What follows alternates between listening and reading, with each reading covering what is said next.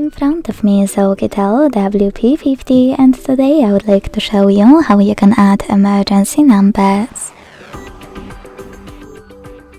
Begin by opening Settings and scrolling down to access Safety and Emergency.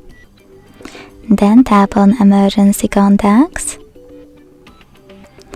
Select Use As or Use Without an Account and hit Add Contact. Now tap on the one that you wish to add and do exactly the same with all the other ones you need. If you want to remove one of your contacts, click on this X next to the one that you wish to get rid of and confirm your choice in the pop-up. Thanks so much for watching. If you enjoyed this video, leave a like, comment and subscribe. Bye!